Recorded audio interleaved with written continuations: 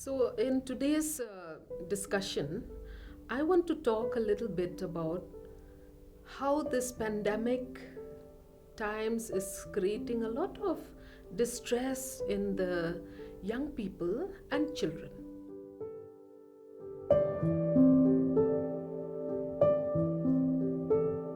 Yes, we are living in very difficult times.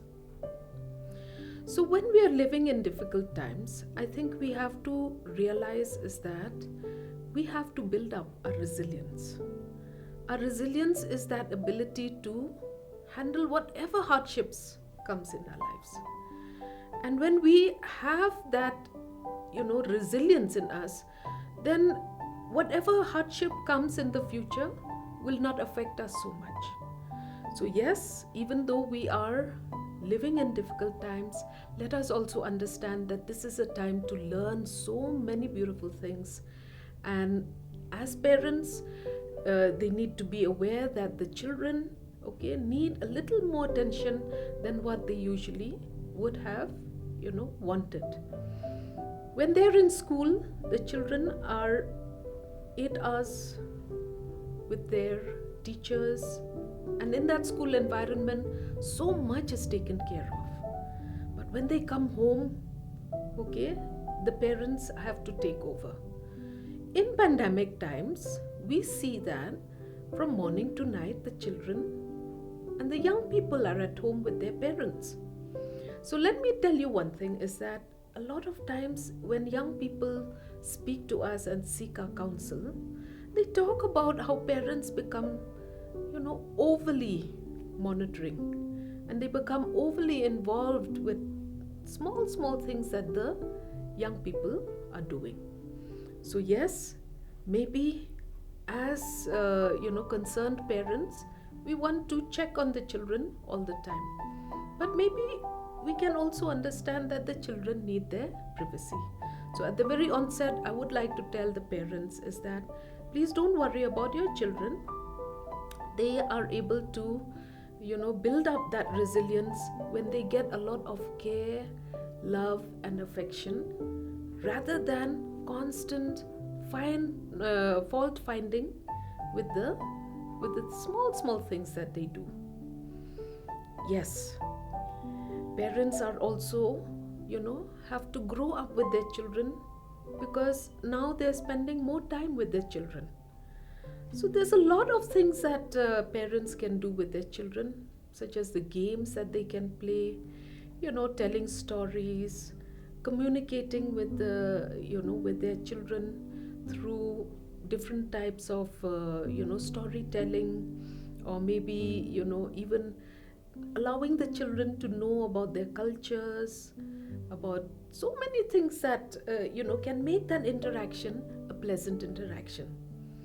Let me tell you that a lot of children are feeling the pressure of their parents expecting a lot from their children. So this can be a little, problematic for the children.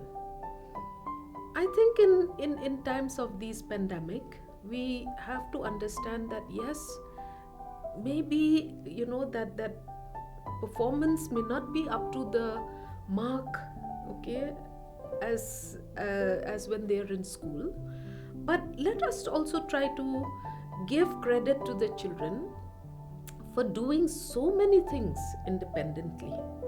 I think pandemic is teaching the children to be so independent and to learn to explore their learning environment, and to learn to take care of the timings that they can that they have to put in to their studies, and also balance it out with social activities and also household activities, because now they're in school, they're at home, so there's a lot of expectations for the children to participate in the household activities. Parents need to understand that children need a structure in their day-to-day activities.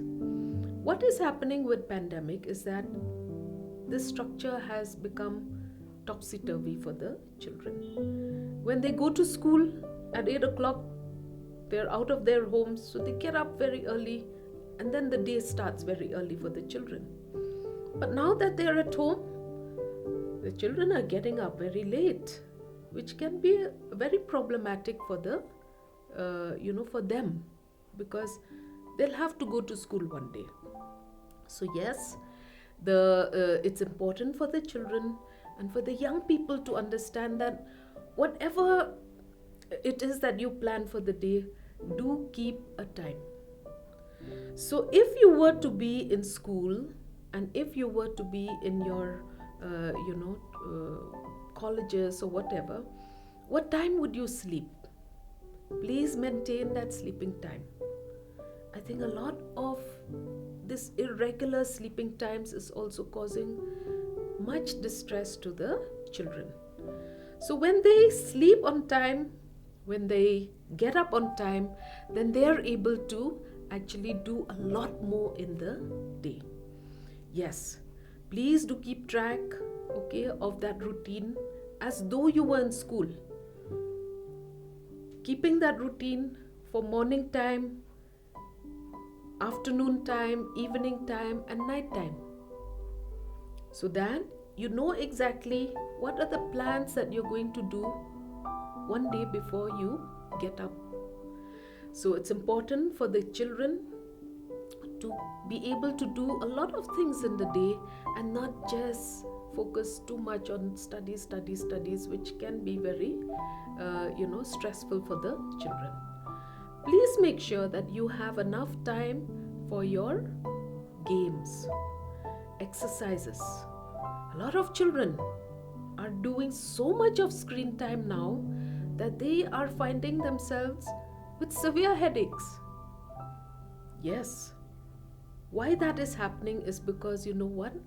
The muscles in our eyes are becoming very strained. So you need to keep time for exercises. Make sure that you go out in the open. Go for your walks, do a little bit of stretching exercises, do breathing exercises, because you know what? You need to feel that freshness in yourself, rather than just feeling confined at home and getting bored and frustrated as to why you're at home all the time. So you also need to keep track of maybe keeping your muscles a lot more active, rather than sleeping in the bed and using the bed for all kinds of study activities also. So it's important for you to try to get some kind of life skills, that we call it. So what are these life skills that we can talk about? We can talk about how you can learn a new language. As you're seeing now, because the online classes are going on, you have more time to spend on other things also. So maybe you need to learn a little bit of cooking that you've been wanting to do for some time. Or for those of you who are interested in doing art and in doing craft work, or maybe doing creative kind of things that you want to that you've always wanted to do for a long time, maybe this is the best time for you to learn those creative activities.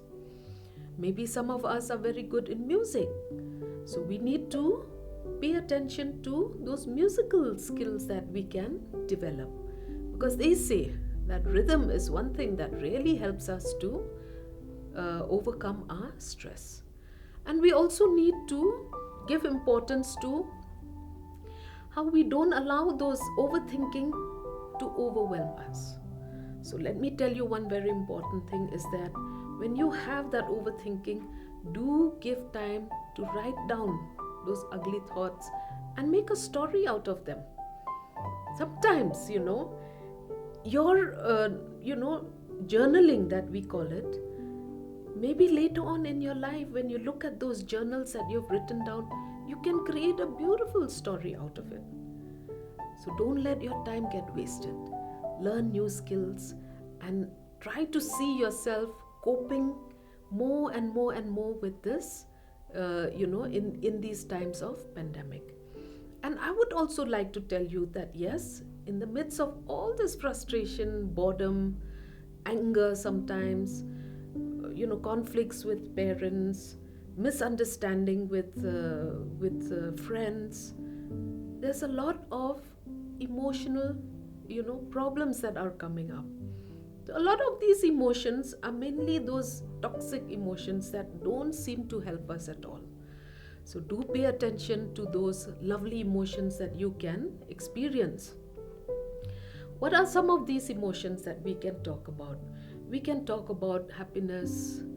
We can talk about, just feeling that sense of calmness in yourself. So I would like to talk a little bit about how important it is for us to develop a sense of well-being. What is this well-being that children and young people need to be aware of? Well-being is just that sense of feeling satisfied with your life, that sense of loving kindness in whatever it is that you're doing, that sense that yes, your life is moving forward, that productivity it is called. So well-being can help us in these very difficult pandemic times, because we don't have to get dragged in by all those things that don't seem to be happening in this lockdown period. So it's so important for us to know that when we have a sense of well-being, we can see a lot of solutions in those problems that seem to crop up in our day-to-day lives. And when we have that sense of satisfaction with our life, maybe we can also be motivated to do a lot more, because you have time in your hands. And don't forget that well-being is also about you having your self-confidence and realizing your own skills and your own potentials. So yes, when you are in school, you can do all these through those various activities that are conducted in the school. But now that you're at home, don't stop finding out more and more and more about these lovely, potentials that you have. Those, inner talents that maybe you could not do for a long time. Maybe this is the time to start to look at those inner talents. It is, very important for you to understand that yes, even though this hardship is there, in this world now, you don't have to share that sense of frustration and that sense of anger that these things are happening. So be careful and be mindful that you don't want to listen to many of those ugly stories that seem to be circulating around. What are these ugly stories about? Most of the time it's about who likes you, who doesn't like you, how well you look in those, in your screen time, who is popular, who is not popular, how well you can speak when you're doing those online classes. Those can be very ugly things that probably, can make you feel that that unworthiness. So it's so important for you to be able to feel your self-worth. When you have self-worth, let me tell you, you will give others also that confidence about their own lives. So yes, even though your parents are so worried about you, don't allow them to be worried because they see you not doing anything. Do keep yourselves active. So what are some of these, activities that you can also do is that, you can just give yourself time to learn so many new things that you have been wanting to learn. You can learn, say, maybe some, board games that you have not done. Or maybe you can learn indoor games, like, You can learn something like carom board, or you can learn about Monopoly. So you can do so many of these interactive games that will help you to deal with, rules and regulations at home. When you're doing these board games with your family members, you're also spending a lot of together time with them, which can be very important for your well-being.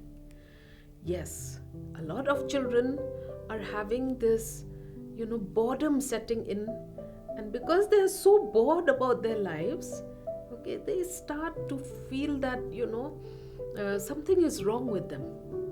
And they start to look at only those ugly qualities that can come up when we have any difficulties in our lives.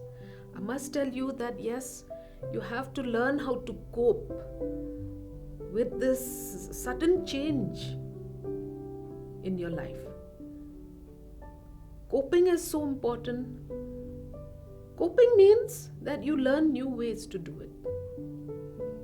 You have had a problem. Don't allow that problem to persist again and again and again. And don't repeat those mistakes that can make that problem also get big. It's better for you to think differently. Sometimes when you look at a problem from a different angle, or when you share your problem with somebody who's at home, or maybe speak to a counselor. There's so many, people who are giving free counseling nowadays. Just try to see your problem from a different point of view. Maybe when you are distressed, sometimes it's not easy to try and see that problem in a different way. But when you talk to somebody else, maybe that person will help you to see that problem in a very different way. And you have to do that. So it's so important that you try to see new strategies and new solutions, so that you can cope with whatever it is that you are going through.